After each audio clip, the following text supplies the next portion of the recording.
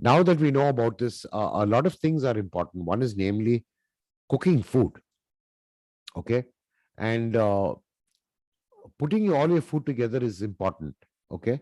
Certain things are easy to make, certain things are quite difficult to make. But overall, presentation of the food, the way it looks, the way it smells, also changes the way it changes your mood.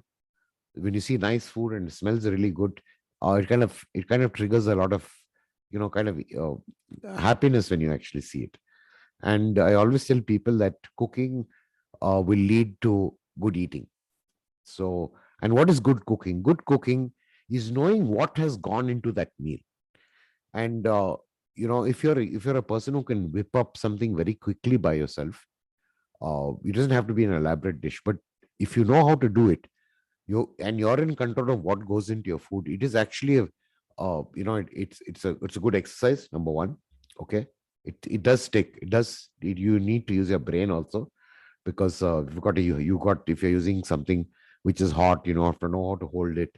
You have to keep balance. You have to make sure things don't fall out. So it's overall a good thing to actually once in a while get down to doing your own stuff.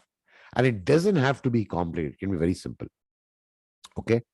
um, Now, a very simple thing to start with is a lot of people start by making salads. But since salads are not cooked, they and they're exposed, they can be subject to a lot of fertilizers or dust or contaminants. Because if you actually go to the wholesale markets and if you see the way where that those salad items are kept, like the lettuce and all of that, if you know where it goes, you will be in such shock, because they'll throw it on that dirty road. Okay. And it'll be rolling and picking up stuff. And after I saw that, for a couple of, I think, months, I didn't eat any salads, and especially cabbage I never ate, because the way I used to see those things being strewn around. So, but we still have a good defensive system in our bodies. So the best thing you do is give it a real good wash. And if you're buying cabbage, take off the outer layer of the cabbage, because that's the one that usually takes all the bashing. Cut it and take it out. Okay. It's safer. And it'll help you avoid cleaning a lot of stuff. So yeah. And a lot of it gets stored even in a warehouse. And warehouses are subject to not only stale recirculated air, it's also subject to vermin and a lot of things that want to eat the food. Because anything that is fresh and good, trust me, everybody wants to eat it. The insects, the rats, everyone, because it's good food. So it's a good sign. But make sure they don't make too much of a feast out of it before you eat it. Okay. So something that you can do very quickly is put a pinch of table salt, which is iodized, with a little bit of turmeric, and just keep it, soak it there for some time. And it makes a very good rinse aid. You can also use a little bit of vinegar also mixed with that, so that it'll kind of take out. Vinegar helps remove a lot of toxins that might be there, like, and so does turmeric. Turmeric is an excellent antiseptic, and it also breaks down a couple of toxins as well. So now, if you do it too much in a hurry and if you don't do it properly, it may not really help. So give it about a couple of minutes, nice little tossing in that, or just keep it soaked for a bit and then bring it out. You can do it. The best time to do it is if you're procuring a vegetable and you're maintaining your kitchen. As soon as you get it, it's good to just kind of toss it in that in your sink. Make sure your sink is a little cleaned up, and then you can put salt and turmeric and just wash these guys and keep them there for a couple of, maybe about 10-15 minutes, and then just make sure you rinse them off. And then you just go back and put them in your refrigerator or your storage, wherever it is. So it's a kind of a easy thing to do, so you don't have to worry about it. Okay. So therefore, that's why people insist that you eat more cooked food rather than raw food. Okay. Because especially vegetables and things that get stored and exposed outside, it's better to eat cooked food. The only raw food that seems to be kind of potentially safe is Japanese food, because a lot of the cold foods that they do serve you, is flash frozen, and it is kept at a particular temperature. Some of them are kept at, like, 4 degrees centigrade and things like that, and they never get out of the refrigerator until it reaches your table. So certain foods are definitely certainly safe, but certain aren't. So if you do see a lot of the restaurants, they will hardly, especially Japanese, will hardly serve you raw vegetables. It'll either be preserved, like the ginger and things that will be preserved, they'll be pickled and given to you, or the vegetables will be fully cooked or fried. Okay. Now, especially vegetables, excessive heat and overcooking can destroy the nutrients. Now, one little guy that's extremely dangerous against nutrients is the microwave. Okay, it's as much as we try to avoid it, it's unfortunate that we don't get time, and sometimes we have to throw things in the microwave. So if you want to heat up water to make teas and coffees, you can do that. If you really want to defrost your food and you have a little patience, uh, put your dish into another pot which has hot water in it. It may take longer, but it's the safer way to heat up your food, and you don't want to burn the pot and things like that.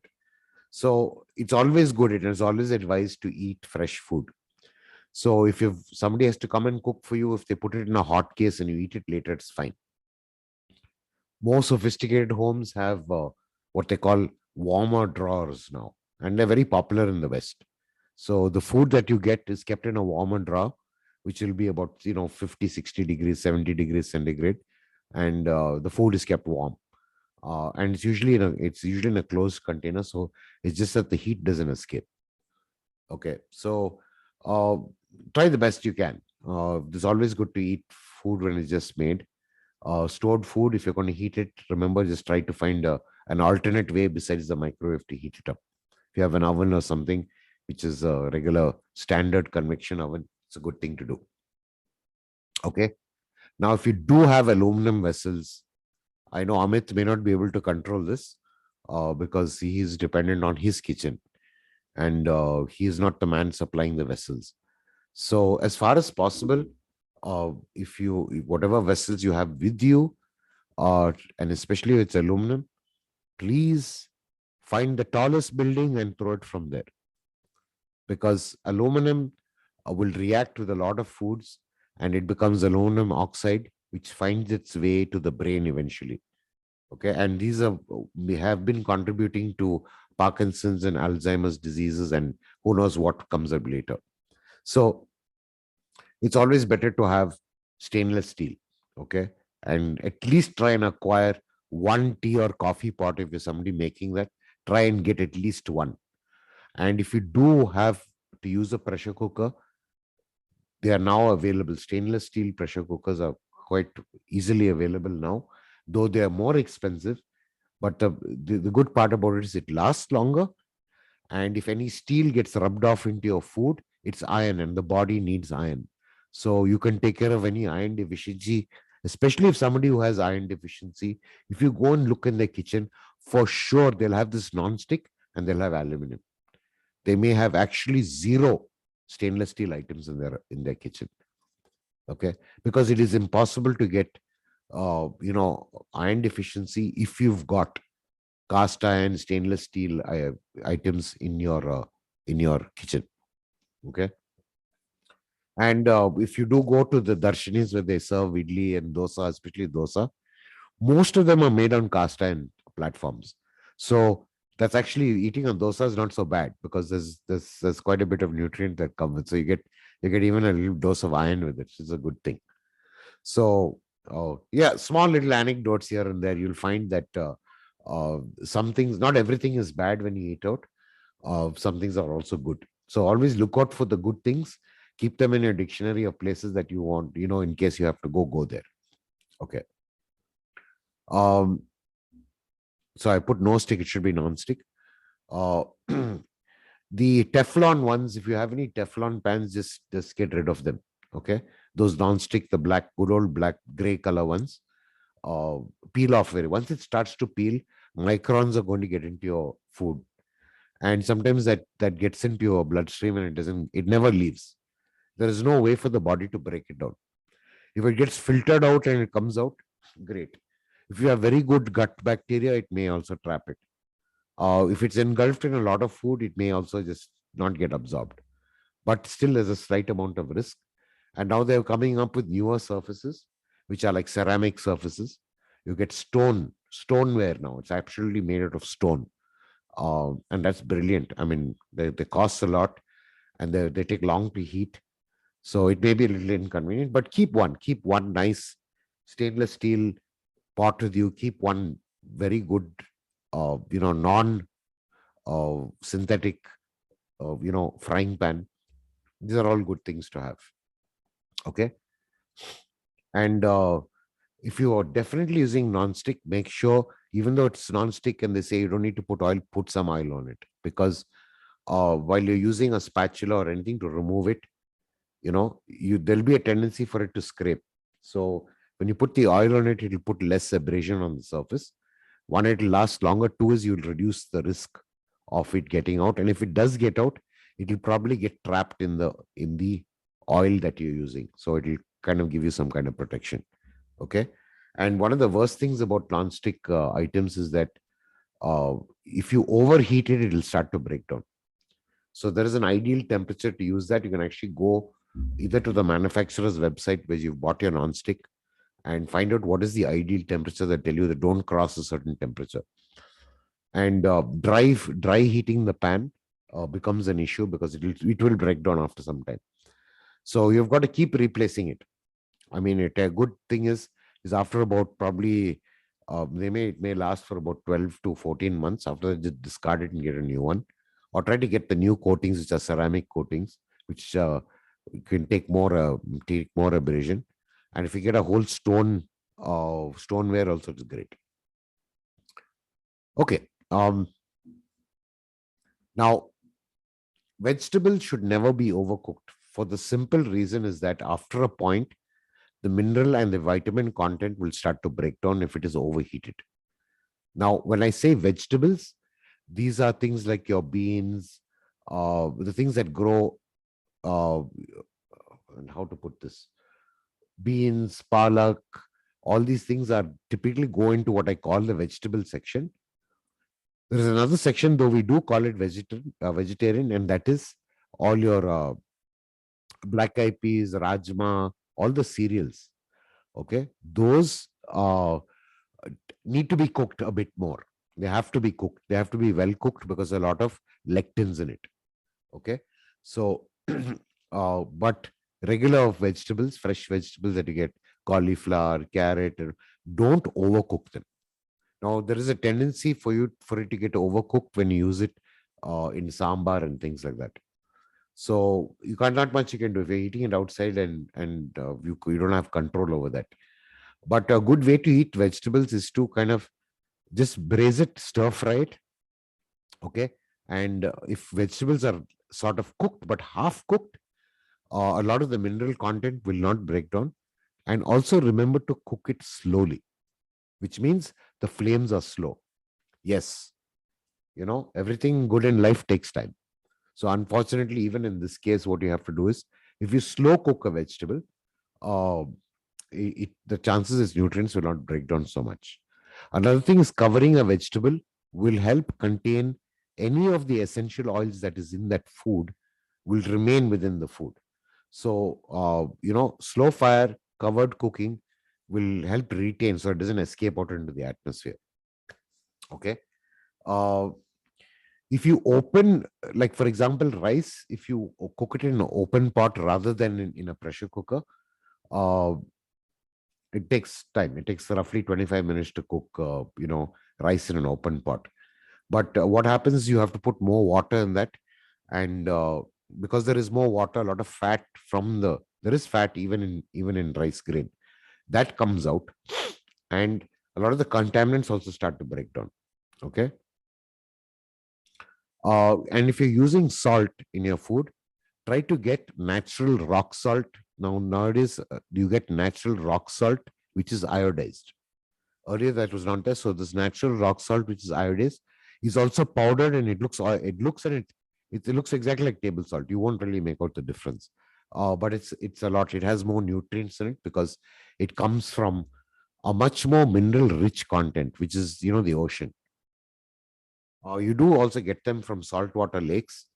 So there are many sources, natural sources of salt. So the salt that you get, table salt, is sodium chloride, and that's chemically manufactured, just pure chemical of sodium chloride. Okay, it's just chemical. There won't be anything else but that in it. And now, of course, they iodize it, so these two things will go together, and you'll be able to have it. Now, I've seen a big habit of people storing. They'll use an onion and they'll have half left, and they'll cut it and they'll just keep it, and they'll say, "I'll use it tomorrow. I'll keep it in the fridge." And say, "I'll use it tomorrow." Sorry, once you cut an onion, you use it or you throw it, because that is the real good breeding ground for any kind of bacteria that's in the atmosphere. So it starts to become dangerous and toxic if you keep it exposed. So cut onions, even raw onions, when you get in a restaurant, we don't know when the guys cut it. Okay, if it's freshly cut, you eat it. Or if you can go to the restaurant, you tell the guy, "Please bring the whole onion, I'll cut and I'll eat it if you want to eat it raw." Okay, so this is a danger. And besides, onions grow under the ground, all of that. So historically, because of these reasons, a lot of onion has been cut in many people's diet, simply because A, it grows under the ground, two, people cut it and they leave it open and they don't want to waste it, and that also breeds bacteria. So if people are not diligent and smart about it, they can actually cause more harm by eating onions than not. Okay, so so there's a lot of antecedent to a lot of things that we practice in our food today.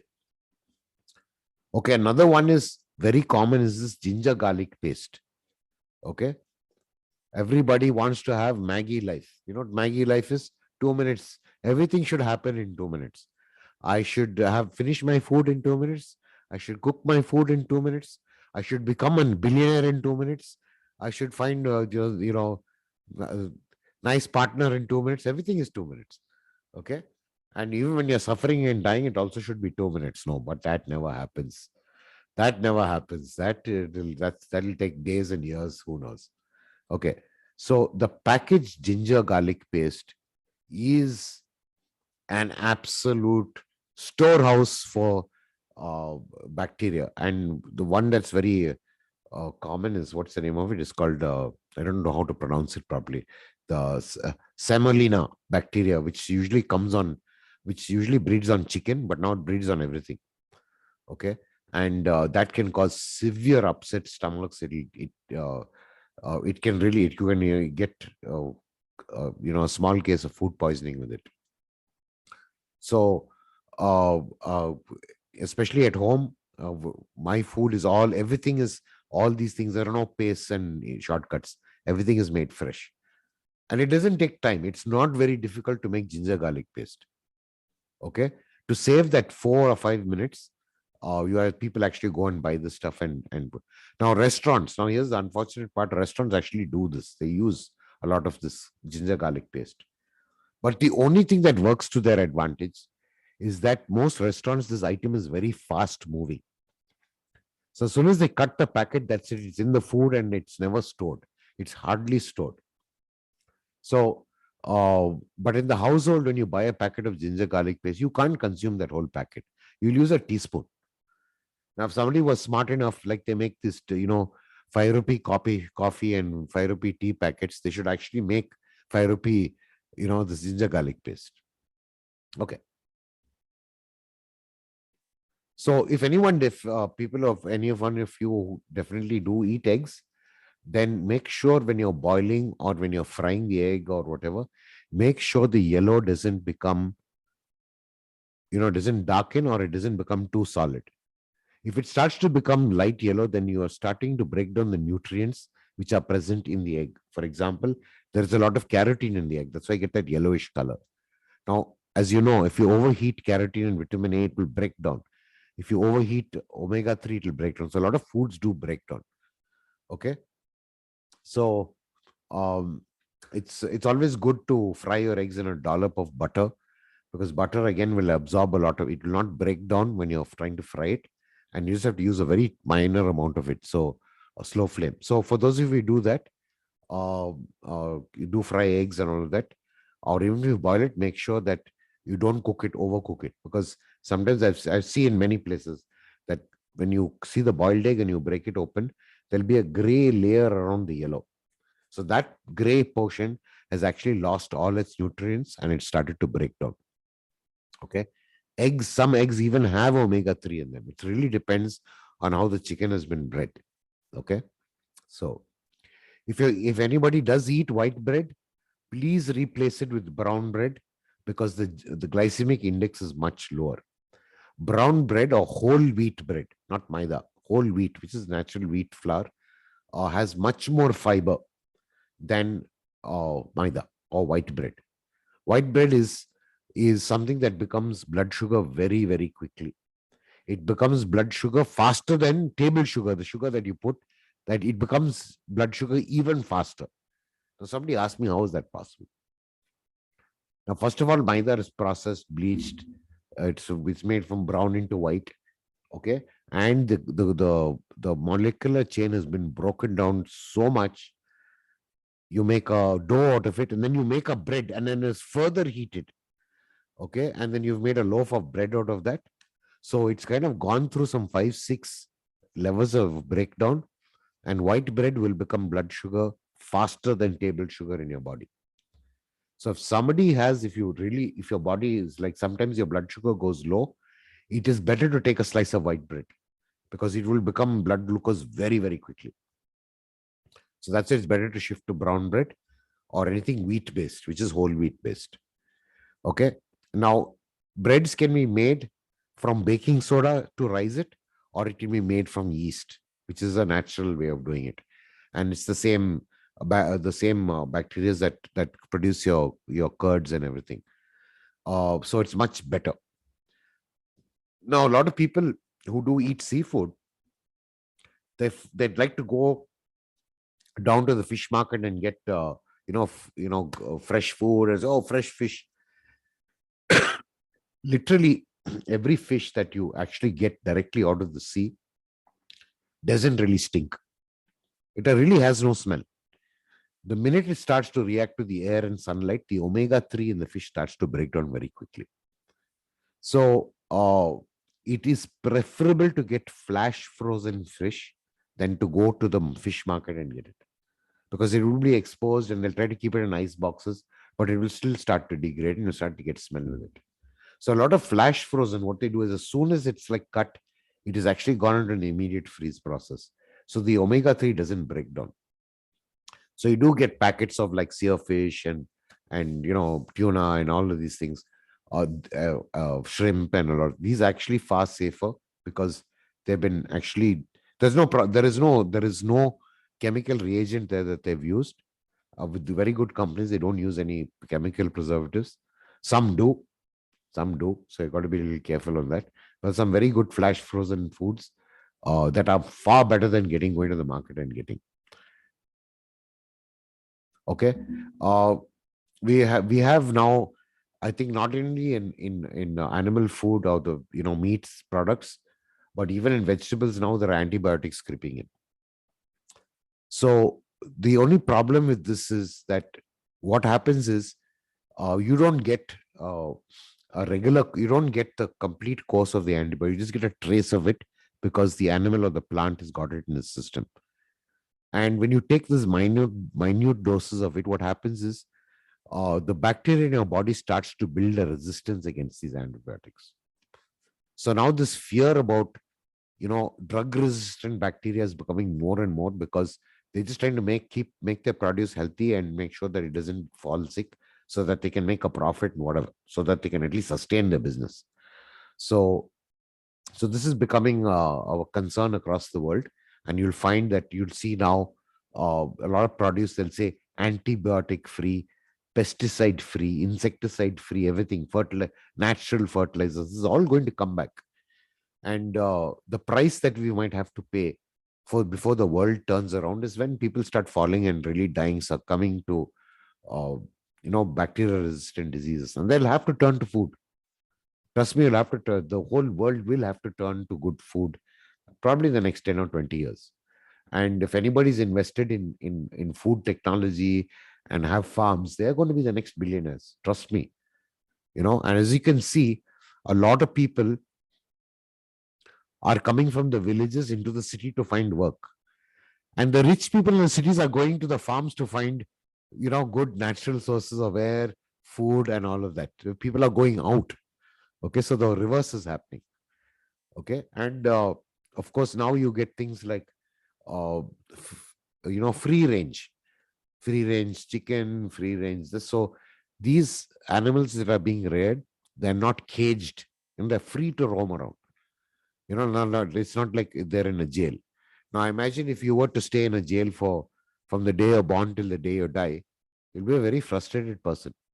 Okay, and when you're an angry and a suppressed person, your body chemistry changes.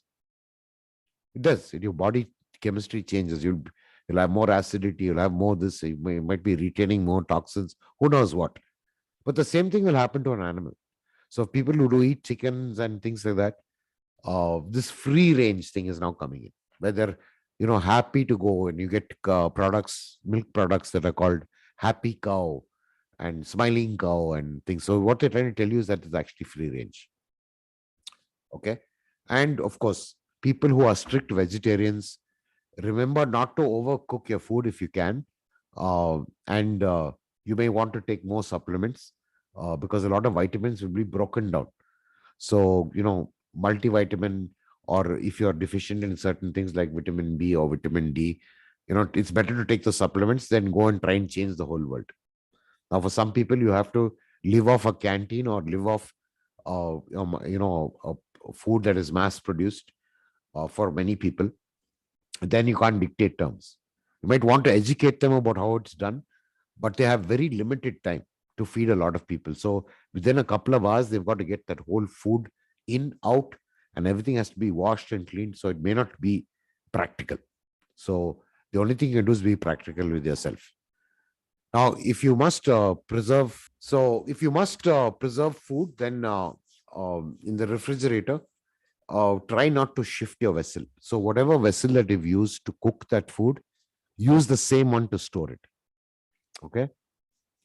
And if you can't, then transfer it into a glass bowl. Okay. It's glass is a kind of a safer thing to keep stuff in. Plastic containers are not good because the plastic will somehow seep into the food. So avoid plastic containers. And a lot of things that you'll see these microwave safe bowls and all, they're not good. Just use ceramic or glass. The microwave safe, they're actually made out of plastic, and they do actually break down and get into your food. So anything that's plastic wrapped, try to get it out of its plastic container and try to put it in either ceramic or glass bowls if you use a microwave. Okay. But otherwise, whatever pot you've used to cook your food, use the same pot if you're going to keep it and store it in the refrigerator, because it's already gone through its entire reactionary process. When you put it in, transfer it into another vessel, what happens? You're introducing either a layer of detergent, or you're introducing, maybe some bacteria might be on that. So things, it can get bad. Okay, not always, but it does go. And when you store vegetables in your refrigerator, try to go into some paper, like brown paper bags, or just use paper rather than use plastic. Okay, and it helps not only that, paper also helps balance the moisture that's there in the vegetable without it getting rotten. You put in anything in a plastic packet and you keep it in the fridge for too long, it will start to rot very quickly, because that kind of osmosis doesn't really, the transfer of uh, moisture doesn't happen very properly. It just recirculates within itself. Okay, so a good way to keep your vegetables fresh for longer is to wash them in the way I told you earlier, and dry them with a towel, or keep them on some paper or even a cloth towel, and just remove before putting them into the fridge. Okay, so I think I'll stop here, and I'll probably continue this in the next thing, because we are time up. Okay. So we'll just talk a little bit about natural oils and things like that in the next session. Okay. And if you have more people, we'll kind of get to that. Okay. I have 2 links in the chat. Yeah. Thanks for reminding me. Okay. So does anyone have any questions before we kind of sign off? This Yeah. you mentioned stainless steel vessels for cooking. I Yeah. was told a lot of iron vessels are now available for cooking. Yeah, Just you the can get, plain but cast yeah, yeah, but the problem is they do get rusty. That's the only rusty. issue. Yeah. So you have to keep cleaning, and keep it dry all the time. Okay. Yeah, The it just fancy new stuff is available, expensive. Fancy new slash in yeah, bracket expensive. correct, So correct. that's the thing. Yeah. Okay, look out for that. And Yeah. you mentioned microwaving only in ceramic and glass. We use a lot of these melamine plates and all that. Sometimes we just Not safe. It's not pile on safe. the pile on our food on that and heat it up. So that is one thing that has to be avoided. Yeah, yeah. Just use a regular ceramic plate. You get a nice white plate, and they're not plates and glassware have become so cheap now in India. Yes. They're more readily available. Just get a plain white. And um, the thing about even colored ceramics, because the dye can get into the food also. The thumb rule about eating is you just eat till you just just about satisfied your hunger. Don't overfill it. So it's typically 70 to 80% of your fill is what you should eat. Don't stuff yourself up to your neck. Okay. And that takes practice. You'll have to just say, okay, I've just stopped feeling hungry. That's when you stop. That's the point you stop. Don't fill yourself when you can't get up, can't walk, and don't get into that stuffing syndrome. So it's good to eat up to like 80% of what you think is what you can eat. So typically, if you were to eat like say 10 chapatis or 8 chapatis or 5, just cut it down, make 80% of that needed. Okay. And that's the only, and just keep that as a thumb rule. And if you've missed the meal and not eaten, bad luck, you've missed it. Don't try to make up for it. This is not a bank or a stock exchange. See, a lot of things that we do is we have preconditioned ourselves in a lot of ways. Okay. Yeah. And you'll understand that even while going through this whole thing, a lot of it is battling your mind more than it is battling anything else. Everything that you're seeing here is a battling or conditioning of your mind. Okay. And if you can actually battle this part of it, if you can get your mind to control this part of it, then the more superior things that you have to do with your mind and your spirituality will be a lot easier. Now, why is this difference? Because this is something that you're born with. Genetically, you have this. You're born with this thing, okay? And you can't change your genes, right? Correct? And it's all through evolution, because eat now because tomorrow a tiger may come and eat you or something like that. You know what I'm saying? Or there might be a famine, or there might be a storm, or there might be drought. We don't know. But now it's more controlled. So that is genetic. So there is nothing surprising that you don't have. Everyone will have this problem. Okay, it's universal. Everyone does have it. It's not something new, and you're not unique to this. Everyone goes through exactly what you're going through. So so first of all, acknowledge that everyone else also has the same tendency and also has the same problem. You agree, right?